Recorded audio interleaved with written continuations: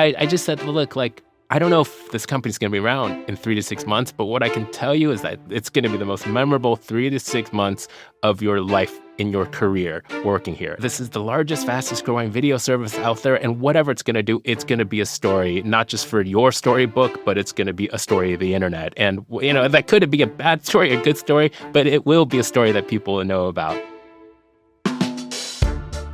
Welcome to Crucible Moments, a podcast about the critical crossroads and inflection points that shaped some of the world's most remarkable companies. I'm your host and the managing partner of Sequoia Capital, Roelof. Botha. Today's episode is about YouTube, one of the most important technology platforms of our time. Over 700,000 hours of video footage are uploaded to YouTube every day. By empowering everyone to broadcast themselves and the world around them, it has transformed society.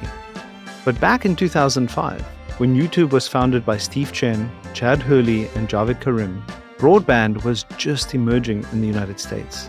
It wasn't clear that the internet could even support video, say nothing of the massive scale we take for granted today. YouTube was a long-shot idea, and initially, almost no one noticed it.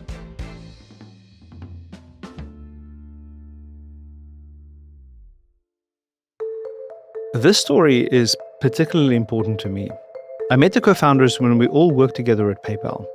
After joining Sequoia, YouTube was one of the first startups I partnered with, and it changed the trajectory of my career. When Sequoia led the initial funding for YouTube, the company comprised just the three founders, and they were working out of Chad's garage in Menlo Park, a short drive from our office. It was an exciting time for all of us, and for the future of the internet as a whole. Today's episode is about YouTube's early days. In just over a year, leading up to its acquisition by Google, the company confronted crucible moments that would reshape the technology landscape and popular culture itself, all while dodging lawsuits that threatened to kill the business prematurely. This is the startup story of YouTube. My name is Steve Chen, and I was the co-founder and CTO of YouTube. I came to Silicon Valley in 1999 to join PayPal, and I think I was one of its first 10 employees very early on. I really was driven towards coming into Silicon Valley, where technology is kind of combined with just ideas and being able to be created into a product that people use. At PayPal, Steve met product designer Chad Hurley and software engineer Karim. After PayPal's meteoric rise, IPO, and acquisition by eBay, they began thinking about their next move. It was a difficult decision to make at that point about what to do next. I knew that the opportunities to either join another startup, just like PayPal or Facebook, or working for a much larger company, much more established, and maybe starting a career, or even just staying on at PayPal at the time. Those were all options. I was still in my mid-20s where I said, look, like, I'm going to give myself that period of 2 years, or it was about $100,000 of money that I'd saved up from the PayPal days. And I was like, if I run out, then I'm going to go back and pursue this career path. But I would really be reluctant to do this without at least trying sometime to make a few swings at the plate. And that was ultimately the reason for me getting fully behind a startup of my own creation. Steve, Chad, and Javed began discussing ideas for a company they could start together. I had a lot of experience with Chad working together on many products and features over and over a period of time. We had already been working together for over 5 years. Chad was the consummate designer, and he was actually the person who designed the original PayPal logo and was responsible for a lot of the ease of use and the delightful design elements in the PayPal website. Javed had also dropped out of school to join the company. And so I remember him working incredibly hard at PayPal while simultaneously doing night studies to be able to complete his degree. We had been meeting up for some time, discussing various ideas that we wanted to work on. This is Karim, one of YouTube's co-founders. There were a few things happening that were, really significant for the formation of this idea. So the first thing that comes to mind is the Indian Ocean tsunami that happened on December 26, 2004. The Indian Ocean tsunami event was one of the first times I remember where the content recorded by everyday people became really significant. So there were no professional like newscasters on site. I was following this event and it was difficult to find the videos, right? So there would be some of these videos were spreading on web servers, so you had to download the file first. It would be in some unknown codec, and you might not have the codec installed, so then you wouldn't be able to play it. Remember, this was 2005. Most homes in the United States were just getting broadband internet for the first time. The iPhone hadn't yet launched. Watching and sharing videos online was a slow and Byzantine process. Many times, videos that were taken in a certain device would not work if you were playing it on a different device. And this is years before the iPhone, right? And so there was just the work there, and you usually had to download additional software. You couldn't just watch anything inside the browser. And so I think the real reason about YouTube was still trying to think about what is next. We did think that video was going to be the next thing, that it was just naturally led there in terms of if photo sharing was really catching on. People were used to uploading photos with one another, but videos was still new. And I think that in many ways, it was still a challenge whether or not it was even feasible to use internet as the backbone. We still had to figure out a lot of these sort of technical challenges, right, on just all the different codecs out there. How do you deal with this? How do you do embedding of a video inside a browser without forcing people to have to download another piece of app to do it? So I remember seeing an ad on some website where they were using Flash to serve up the video. And I was really blown away by that because I had never seen that before. And I didn't even know that Flash could play videos. And as soon as I saw that, I thought, wow, this could really solve the whole problem with these video codecs, with all these different video formats. And that was sort of the spark. What if we had a site where anyone could upload videos and you could serve the videos with Flash? Meanwhile, along with the expansion of broadband, digital cameras with native video recording capabilities were becoming widely accessible, and cloud infrastructure was just beginning to take shape. This gave YouTube the perfect why now? But the founder's initial idea was to target a very specific vertical. We weren't as bold to say we were going to become the video platform for the entire internet. There was a service called hotornot.com, and it was just people uploading photos of themselves. And I think if you were to visit the site as a visitor, you had two choices when you saw a photo. You had the ability to vote up on hot and vote down or not. And the next photo would come in hot or not. We just thought, oh, well, why don't we just do a video version of this service, this site? And so we came up, I think it was on Valentine's Day in 2005 when we actually registered the domain for youtube.com. The first version was a dating site. And so the interface was completely different from what you see today. You cannot really choose the video that you're being shown, right? So you see a random video, you have to rate the video 1 to 10, and then you see the next video. But after we did all of this and launched the service in around May of 2005, we released it, and a week went by and 0 videos were uploaded. So the dating site lasted for 1 week before we made the change to YouTube as it stands today. So Flickr was probably the biggest photo sharing site at the time. We decided, hey, you know what, instead of being like the Hotornot for video, we're just going to be, let's say, Flickr for video. I think the good decision there was, okay, instead of giving up, why don't we give this another try? Instead of it being focused on dating videos, let's just open it up completely to any video that you want to upload and you want to share. But even when you make it more generalized to say any types of videos, it's not like as soon as we made that change, we saw a huge acceleration of growth. The concept of going viral is so synonymous with YouTube that it's hard to imagine now. But even after an early pivot from a dating site, initially it was crickets. No one noticed. It was not an overnight success. I was working on the site and I would tail the access log, meaning it would display the most recent hit on the web server. And I remember tailing this log and there would be absolutely no records for 24 hours. So there were many days where not a single person on the internet, not even us, not even the 3 of us, would go hit the site. So it felt a little bit demoralizing at the time. Okay, how is this possible? We have all these videos. I think it's a cool idea, but basically not one person on the planet has looked at this in the last day. In business, there's a principle known as the network effect. The more participants are connected to a network, the more valuable it becomes. Early on, the founders faced a crucible moment. How could they get anyone to start using YouTube in the first place to get the network effect started? One of the analogies I often gave people at this time was, with a consumer product, it all needs to hang together. It's a little bit like listening to a piece of music. If 95% of the notes are correct, it sounds awful. A painting that just has a few brush strokes in the wrong places, and suddenly it's not a masterpiece anymore. The atmosphere that we try to create inside YouTube is that if you have an idea, present it and we'll try it out and let's see what sticks on the wall. We would just launch all sorts of things. I remember working all night on a feature where it doesn't exist anymore, but it's like video responses where you end up having you like this video so much and you wanted to create a video in response to the video. You almost have a conversation that happens where each person that speaks is in the form of another pre-recorded video that doesn't exist today. But it's an example of look, that was just one of the engineers that had this idea that thought, and we said, yeah, we don't know. Let's try it. Let's give it a shot.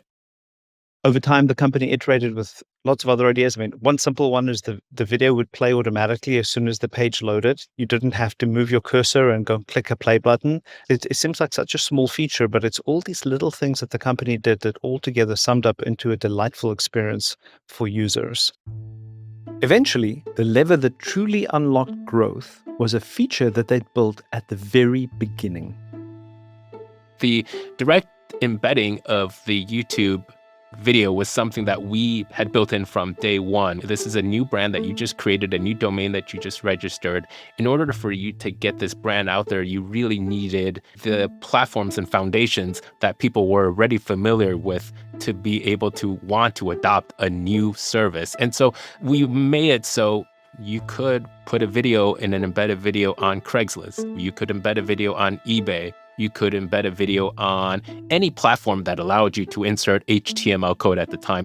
But we still needed a reason for people to want to adopt this new platform. And in 2005, for YouTube, that ended up being MySpace. A lot of people were sending photos, but they didn't have a way to be able to share videos. What you would do on MySpace, you would encounter one friend that would be showing a video inside their profile. It would have a YouTube logo, and maybe it's the first time you've seen it, but then maybe 5 minutes later, you see another friend with another video with a YouTube logo. But by 2, 3, 4, 5 days of this, and you start seeing more videos, ultimately you do click through and you do go to that YouTube link. And then ultimately you find other videos that you're going to watch on YouTube and you share it. So that virality that YouTube was able to get was really built off of MySpace, but it was done in an organic manner in which we spent $0 on actual marketing and advertising. And it was all just built on the consumers and the users themselves managing what the services that YouTube provided for their own needs, and they helped us market the product. The embed feature gave YouTube the initial turn of the flywheel that it needed in order for the network effect to take hold. Over the following months, an active ecosystem started growing. In the early days, there wasn't, one day where it suddenly started taking off. But what would happen is that suddenly, every week, we would get some clip that went viral. I think one of the first was this person throwing quarters into a jar on the other side of the room, and that was really impressive. So it was starting to happen that every week there would be some crazy new, really interesting clip, but just once a week, right? And then it started to happen more often. So then it was every 3 days, every 2 days. And of course, eventually, every day there would be some amazing new content. So that's kind of how it took off. In late 2005, less than a year after launch, and having found initial traction, the founders went out to raise financing, in part to cover the quickly accelerating costs of hosting and serving videos. Like most investment decisions we make at Sequoia Capital, the decision to back YouTube was controversial. There were few precedents at this point for consumer internet companies following the dot-com crash being able to scale successfully and build thriving businesses. I thought YouTube could become the destination for user-generated video on the internet, that they had a spectacular team, and that their product was delightful and easy to use. Soon after, we led YouTube's first financing, and the small team moved into the Sequoia office while they looked for their own space. It became clear that YouTube was scaling at an unprecedented rate. It also found its way into the cultural zeitgeist. It became common to see people huddled around a laptop, watching the latest viral video. In 2005, it was this dawning era period of the internet. There were two big videos that received 1 million video views. One of them was a Saturday Night Live video clip, and then another one was a Nike video of like Ronaldinho juggling the soccer ball off of a goalpost, and I think was uploaded by a user by the name of Joe B. And so it seemed like it was like a user, but it was actually Nike itself. And we ended up flying up to Oregon to meet up with the Nike team and the marketing team, and praise to them to even at that time in 2005 to experiment around with different ways of marketing to consumers in a dawning age of internet videos. But those two videos, like, okay, there's something here that's about virality of videos. Viral videos became part of the culture, and YouTube views continued to climb. In a surprise move, Javed left the company to pursue a graduate degree. Meanwhile, Steve and Chad set about recruiting a team to help them build out the platform. I was upfront with them to say, I don't know if this company's going to be around in 3 to 6 months, but what I can tell you is that it's going to be the most memorable 3 to 6 months of your life in your career working here. This is the largest, fastest growing video service out there. And whatever it's going to do, it's going to be a story, not just for your storybook, but it's going to be a story of the internet. And, that could be a bad story, a good story, but it will be a story that people will know. YouTube's growth was exploding. Barely a year old, their challenge was no longer how to get anyone to notice the platform, but how to keep the site from crashing under the strain of new users. Those early growth days of YouTube, they're exciting and they're just filled with stories that are still, many of them, the large majority of them are untold. Much of the growth of the company, it wasn't so much on the product and engineering side as you would have in many startups where you're still building more features. It was still quite a technical achievement to continue to just scale out the service from the back end, from the system side, from the infrastructure side. We were using up to something like 40% of the internet's bandwidth at that time. This is one of the keys that people didn't quite fathom at the time was the team had done an incredible job from an engineering point of view to leverage the beginnings of cloud infrastructure. Different early stage cloud vendors, AWS didn't yet exist. We were able to leverage third-party vendors for cloud infrastructure, and the company was using open source software to really drive down the cost. You had companies back then in 2005 that were trying to kind of outmarket and outwit their competitors in the hosting space by saying that we're going to offer you 2,000 gigabytes of data transfer for free, knowing, at least they thought, knowing that nobody possibly could use 2,000 gigabytes of data transfer on a single machine. There just wasn't enough until we came along. We were on this mom and pop shop called Server Beach, and they were a pretty small operation, but we got some kind of deal where we got unlimited bandwidth, and we were like, oh my God, this is awesome. Let's take advantage of this as much as possible. My name is Yu Pan. My title at YouTube was Senior Software Engineer. You have the team behind Server Beach they were freaking out about, who is this startup with 7 people or something in Silicon Valley that's using up not just their entire bandwidth from their data centers, but they had a whole second, it was supposed to be remaining as a backup connection into their data centers. We were using up all of it. We had a model where anytime we measured as we approached 2,000 gigabytes of data transfer per machine, I just went on and just got another machine. And so another 2,000 gigabytes, another 2,000. And there was no way that was going to be a sustainable model for them. But of course, not their fault, because before YouTube, nobody was pushing out this much amount of traffic. When we were looking at projections, we were going to max them out in no time, basically. So that was quite a bit scary. And then the other side was just the cost of this bandwidth is the building's on fire, basically. Nobody expected a service just to come out of nowhere in 2005 and occupy up, the 20, 30% of the internet's traffic in a matter of months, and not knowing where it was going to continue to go. YouTube had innovated with managed cloud hosting to get to scale in a cost-effective way. But with the cloud providers crying uncle on the terms they'd originally offered, they faced a crossroads. YouTube would need to build its own infrastructure. As we looked at the future costs of running our infrastructure in managed hosting, the numbers were very concerning. My name is Colin Corbett, and I was the director of networking at YouTube. One of the things I did when I first joined was to go and sign us up for our first data center so that we would operate our own infrastructure and be able to more closely control the costs. As a result, we ended up negotiating our own bandwidth. We ended up negotiating our server price, and we also our networking equipment we were able to negotiate down.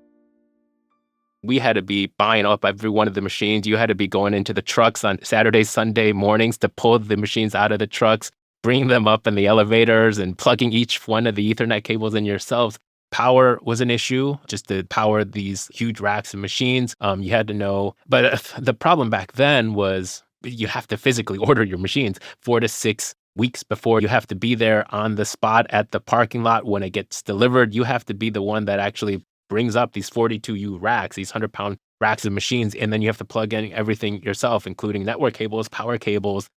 I joined in January, and the data center was ready to accept traffic in March. Our managed hosting provider couldn't keep up. Their equipment had effectively failed on us, and so what was supposed to be this nice gradual migration was the website is down, the database won't be fixed for days, we need to cut tonight to our equipment. We did our forced migration because we had no other choice. But even as YouTube migrated to its own infrastructure, its unrelenting growth continued to present daunting challenges. So one example was we realized we were going to run out of web capacity in a few days. Saturday was always our peak day. And we'd had a new rack of equipment on order for new web servers on order. And we worked with our integrator to get our rack ready, and it wasn't due for weeks, and we convinced them, please bring it as soon as you could. So they got the rack to us, I think, at 6 o'clock on a Friday. And then they dropped it off, and then we wanted to get it positioned, and we had our data center ready to do that. But they only had one person on staff. The racks fully assembled weighed between 1,600 to 2,500 pounds. And so we couldn't get it up the ramp to actually get it to our data center. So I called Colin, who also was on the team, and he and his wife showed up, and we all three pushed it up this ramp to get it to the data center hall so that it could then be, that night it was bolted down, the network was set up, the systems were imaged, and everything was deployed. And so we actually made it through that night. I wasn't actually really confident for the bandwidth side, at least, until we got Colin. And I was like, okay, we have a little bit of breathing room now, maybe. In so many ways, the 2005, 2006 was a period when broadband penetration was just really starting to hit the masses in the US. And it was still on the server side. I think YouTube was the first case where you really, really needed high network bandwidth, and that required a lot more from the server side than was ever needed before 2005. It was a great team, and we all relied on each other, and we all worked really well to get keep the infrastructure running. If we hadn't opened it, I think we'd have had a few things. I think our hosting providers wouldn't have been able to keep up and scale. And the second one there was that I think the monthly fees from the hosting providers, they would have kept climbing, and we would have run out of money sooner. By 2006, YouTube began to focus on generating advertising revenue and building a sustainable business. Their engineering feats meant YouTube could serve videos cost-effectively and earn a margin even with low ad rates. But they immediately found themselves in uncharted legal waters. What were the implications of earning ad revenue on user-generated videos if they contained copyrighted materials? I joined YouTube as its 23rd employee. On my first day, Steve, one of the founders, handed me a sealed box from IKEA and invited me to erect my desk. My name is Zahavah Levine, and I was the general counsel and vice president of business affairs for YouTube. I was YouTube's first lawyer. YouTube reached out to me because I was one of a handful of tech startup lawyers at the time with deep experience with licensing music for online services. Of the 23 employees, most were under the age of 25. At 37, I often felt like the adult in the room, and at times I felt like the corporate grandmother. In the very early days, we knew that for YouTube as a platform to be able to survive and grow and continue to grow, we needed to find a fair way to work with all the parties that are engaged on the platform. And that included the content creators, that included the content owners, if the content creators were using certain pieces of content that they didn't create themselves. And then, of course, the advertisers and the marketers that are willing to be able to put their branding and pay for advertising on the platform. YouTube had just started experimenting with running ads on the site when I joined. But YouTube's ability to run ads was limited by legal concerns. Users started uploading videos that contained commercial music in all different ways. Some uploaded copies of official, we called it MTV style music videos, but more frequently, users were uploading videos of themselves, either alone or with friends singing songs or dancing to music playing in the background. The biggest question for me was whether YouTube could build an advertising-based revenue model without becoming liable for all of the infringing content that users uploaded to the site. So copyright was an important issue out of the gate. This came up as an important issue as we did references before committing to the investment from those who had experienced the Napster episode. We're trying to learn from the mistakes that others had made. Before the financing had even closed, we were already working with attorneys to make sure that we understood exactly what the law provided for, to make sure that we did all the right things at the company. Napster was one of the first cases where mass adoption about sharing music content on the internet. And they took a very aggressive approach in their defense on how they were going to address the music labels and the distributors on what was allowed and not allowed on their platform. And I think that, and from the case of YouTube, I don't remember the exact dates, but YouTube was after Napster, but we certainly knew about Napster at the time. And it was, no, like, that's not the model to take. In 1998, Congress passed a law called the Digital Millennium Copyright Act, or the DMCA. And this law was designed to balance the rights of copyright owners on the one hand and online service providers on the other. And the DMCA strikes this balance by providing for a limitation of liability, known as a safe harbor, for online service providers who comply with certain requirements designed to address copyright infringement. It was clear to me that if YouTube qualified for this DMCA safe harbor, it had the potential to be wildly successful. But if it didn't, and YouTube could be held liable for copyright infringement for all of the infringing user videos, I couldn't see how the company could be successful. It would all come down to whether YouTube was eligible for this DMCA safe harbor. But the law wasn't clear on its face. There was a lot of ambiguity. I called a friend of mine who happens to be one of the world's great copyright lawyers, and I asked for his advice. We met at one of my favorite dive bars in the Mission in San Francisco. I just asked him, will YouTube just face massive lawsuits and get sued out of existence? He shrugged his shoulders and said, who knows? On one level, earning any revenue at all entailed some risk for YouTube. Revenue was, quote, financial benefit that someone would surely claim was directly attributable to infringement. But if we couldn't earn revenue, we had no business. If we have to be the first movers in figuring this out, what is the way to make everybody happy in this picture? YouTube believed it was shielded by the DMCA's safe harbor clause, and that it could create a business model that would be a win-win for creators, copyright holders, and itself. But other parties in the entertainment industry did not agree with that interpretation, to put it lightly. Hollywood were the gatekeepers, and then YouTube opened its own gate, and a lot of people walked through it. The music companies and Hollywood had large anti-piracy teams that were sending us hundreds and in some cases thousands of copyright takedown notices a week. We realized pretty quickly that we would need to close content licenses with the music industry and Hollywood. Although YouTube managed to negotiate deals with companies like Warner Music and EMI, others were strident. Universal Music Group fully unleashed an orchestrated campaign of fear tactics on us. After months of somewhat friendly negotiations, I remember UMG just suddenly flipped on us. I recall one exec with with whom I had previously had a good relationship, literally scream at me over the phone. YouTube was built on the backs of our artists and owes us hundreds of millions of dollars. The single worst business meeting of my life was when I flew down to Los Angeles for a meeting with Universal Music. They put all of their senior heavy lawyers in a conference room.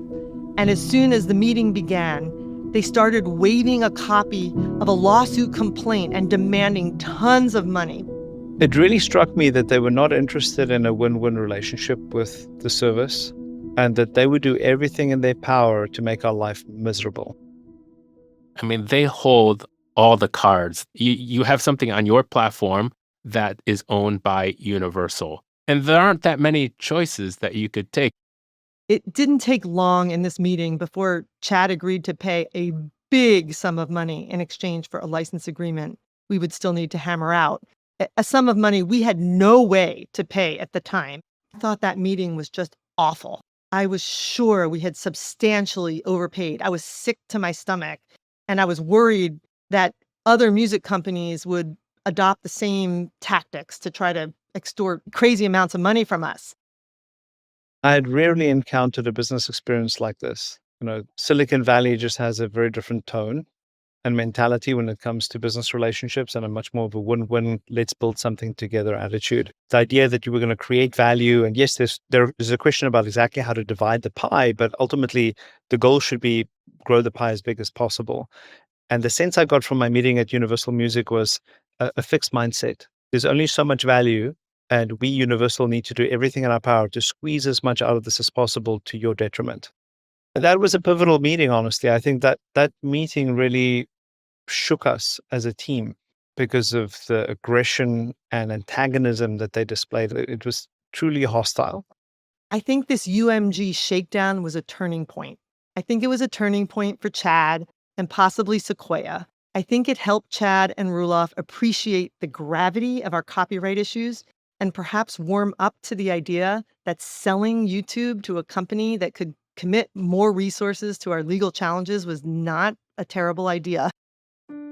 It was now clear that a flood of litigation from rights holders was inevitable. YouTube's life was on the line. How would this young company be able to handle massive lawsuits from some of the world's biggest corporations? There was a potential solution, however, that could not only help protect the company from impending lawsuits, but ensure its longevity. Various companies had shown interest in acquiring YouTube, including Google, whose own video product had failed to catch on with users. Anytime you contemplate the sale of your company, I think it should be called a crucible moment. It's at this point where the founders, even if they have the ambition to build something enduring that is standalone, they may feel that the company's future is in better hands with somebody else that can help them realize that ultimate vision. Unfortunately, oftentimes big companies swallow little companies and maybe by accident smother them. They don't enable them to realize their potential. In 2006, a decision had to be made within the board about what our next major step was going to be for YouTube and whether or not that was going to be through an acquisition or do we continue to operate as an independent company and try to figure all this out ourselves. And being honest with you, we're kind of forced down that path of going down the acquisition route with Google was really on the legal side of things. We were just too small. We could barely even hire because everybody was so busy keeping it all together with Band-Aids. At that time, it was clear to me that we needed help.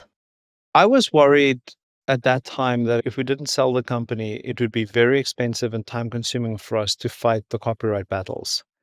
I had confidence that we would prevail, but in 2006, you didn't have the kind of late-stage financing environment that you have today. It wasn't easy for us to go and raise $100 or $200 million to fight the lawsuit. And I also think it would have been pretty tricky to go and raise money for the explicit purpose of winning a lawsuit. So I think it was daunting to be able to take on that challenge as an independent business. So for me, that was a very difficult period. Like the product was working great. The engineers, we had a great team, but it was really survival of this product, of being able to share videos online on the internet space. Is that going to be feasible or not? Is it time to sell the company in order for YouTube to really, truly reach its potential? It really would benefit greatly to be working in tandem, in collaboration, under the umbrella of a Google, rather than trying to do it independently on its own. We decided internally, and this was still mostly through Chad and me, to say, like, look, in order for this thing to scale out, we really need a bigger partner and somebody to be able to hold us through this. But there was a risk. If the big media companies caught wind of a potential acquisition, they might accelerate the lawsuits they'd been threatening. We reached out directly to the board of Google, and we arranged a meeting to talk about, engage their interest on, look, like, we want to move forward with a sale, but we need to move quickly on this. We need to do it in a kind of a furtive, secretive manner because we don't want it to be known by Universal and EMI that we're talking to a much bigger company for an acquisition. Internally deciding that we want to move forward with an acquisition, to talks internally about who potential acquirers could be, to meeting with the key individuals in these firms, in these companies that can actually make that decision, to actually writing out the actual contractual terms on and all the way to finalizing it and making the announcement on Wall Street. All that was compressed into less than 1 week's time. The sale of YouTube to Google has got to be one of the fastest deals of its size of all time. I think it took something like 5 days from signing the term sheet to signing the long form. And I think it was probably the hardest 5 days of my life. I was operating on pure adrenaline. While helping negotiate the merger agreements for the sale of YouTube to Google, 2 other things were going on. First, we needed to close the 3 remaining major record label licensing deals that we had been negotiating at that point for months. Google wanted them done before close. So in 3 days, we finished these deals that would normally take months. And on top of that, in addition to negotiating these record label deals, YouTube was moving offices that very same weekend. The move had been planned for months. Like, there was nothing we could do to stop it. And I remember Chris Maxey and I were in the office in San Mateo above Amici's at like 2 a.m. on a Saturday morning, morning, trying to finish the record company deals. We were sending drafts back and forth with the record companies at like in the middle of the night. And we'd print each draft and mark up our comments in pen. And suddenly in the middle of all this, our printer stopped working and we were like, what's going on? And we realized the movers had unplugged it and were like packing it up. And we had to beg them, like, sir, I know you're just doing your job, but please leave the printers. I promise we're authorized to instruct you to leave the printers. It was nuts. I slept for only a few hours the entire time and in a hotel room right next door to our law firm. I didn't even bother going home. And we got it all done.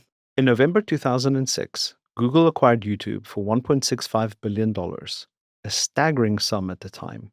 Google asked Steve and Chad to stay on to lead YouTube as a standalone brand under its umbrella and phased out its Google video product. I think there was a real meeting of the minds and an appreciation that Google's interest was in helping YouTube flourish. And it was clear to the founders that Google had a sincere desire to enable YouTube as an independent business to flourish. They made very clear commitments that the company could retain its independent brand. It wouldn't be called Google Video. It would be called YouTube. They would maintain a separate office in San Carlos, and they wouldn't all have to move down to Mountain View, where Google's headquarters was based. And Google also was willing to make the investment necessary to fight the copyright lawsuits that had been filed, and also to invest the infrastructure, the data center infrastructure, to enable YouTube to continue to grow into the scale that it's achieved today. I'm just still grateful the way that Google handled that acquisition, that they still were able to put us in control, to trust a couple 28-year-olds to run this thing. Google did a fantastic job in never completely enforcing this Google umbrella over YouTube. They continue to, even till this day. YouTube stays separate in terms of a lot of its reporting structure, organizational structure, and even just physical addresses of the buildings, their YouTube offices and their Google offices. Google had the resources to defer revenue and to take the long view. Sure enough, just a few months after Google acquired YouTube, Viacom, the major media conglomerate, sued Google, seeking over $1 billion in damages. They argued that YouTube was responsible for all the copyright infringement of users who it alleged uploaded over 150,000 clips of Viacom-owned programming without authorization, which had collectively been viewed 1.5 billion times. This was it. This was the existential lawsuit we all knew was coming. And it got worse because shortly after Viacom sued, at least 2 class actions were filed against Google on behalf of sports leagues and music publishers, and a class of, quote, all copyright holders in the world, unquote. That was quite something. YouTube's sale to Google was the crucible moment that enabled all the subsequent crucible moments that make YouTube what it is today. I'm absolutely clear that we made the right decision to sell it with that amount of time at the time that we did and to sell it to Google. There was a high risk that YouTube would have never made it out of 2006, 2007 if it weren't for that acquisition with Google. Google not only had the resources to fight the lawsuits against YouTube, but it also supported YouTube as the company deployed systems to instantly identify copyrighted materials posted to the site. One of the unheralded pieces of technology that YouTube built that assured its survival, and honestly why I think the company has thrived, is copyright ID tags. With Google's resources, and while we were litigating the Viacom lawsuit, we worked very hard to build very sophisticated automated systems to accommodate copyright management and content licensing at scale. With Google's help, YouTube was able to design and build a content ID system that was substantially more robust. The system scans each of the millions of YouTube videos uploaded every day against a massive database of sound recordings and audiovisual works provided by copyright owners all around the globe. And when the system detects a match, meaning that it's identified third-party copyrighted material in a user-uploaded video, the system honors the rights holder's choice to either license it, monetize it, and share in the revenue, or to have it removed from the site. And like an overwhelming majority of the content of the rights holders using the content ID system elect to license their content and share the revenue on YouTube. As far as I know, the YouTube content identification system is the most advanced system of its kind in the world to this day. It's been crucial. It wins the hearts and minds of copyright holders that know that YouTube is a partner to theirs, not an adversary. YouTube is a valuable distribution partner. It generates revenue that it shares back with these copyright owners. By building a platform to responsibly share revenue with creators and rights holders alike, YouTube would go on to single-handedly bring about the so-called creator economy, enabling everyday users to monetize their content. In 2010, a district court threw out Viacom's lawsuit, ruling that YouTube was in fact eligible for the DMCA safe harbor and therefore protected from copyright liability. YouTube is nearly 20 years old, and due to its ubiquity and reach, has shaped some of the most seminal cultural moments of the 21st century.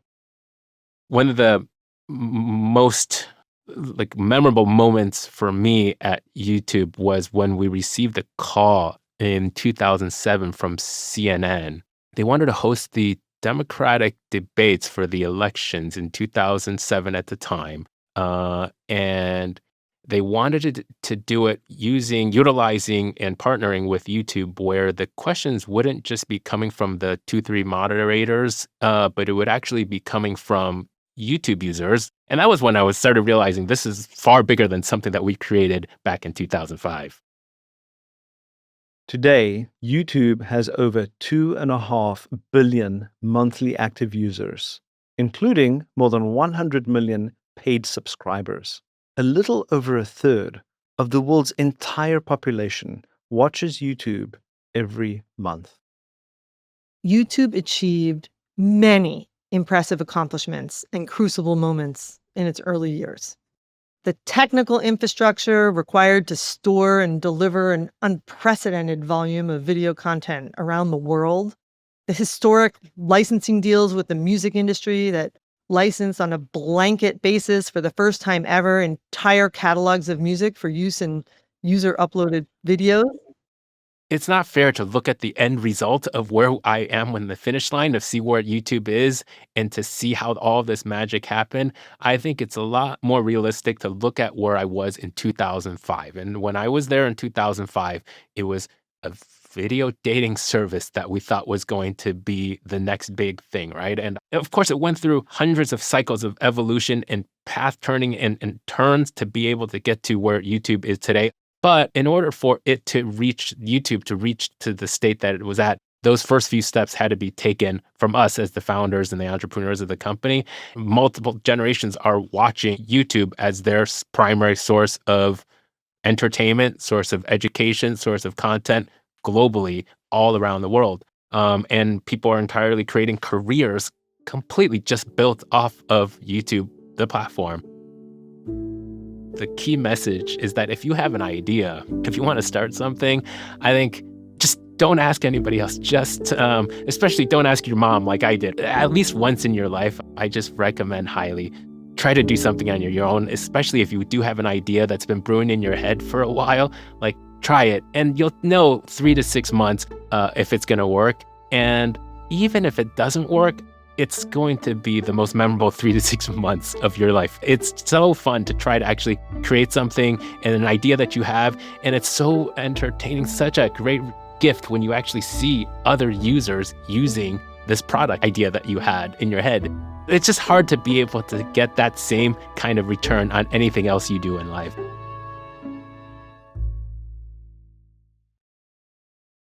One of the unsung heroes in the YouTube story is Susan Wojcicki, an early Google employee who championed acquiring YouTube and later served as its CEO for 9 years until 2023. Tragically, she passed away in August 2024. Susan's contributions and stewardship of the brand were critical to YouTube's scaling into the global platform it is today.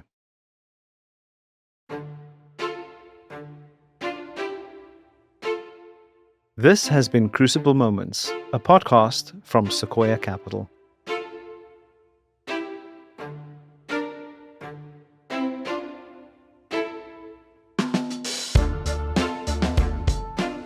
Crucible Moments is produced by the Epic Stories and Vox Creative podcast teams, along with Sequoia Capital.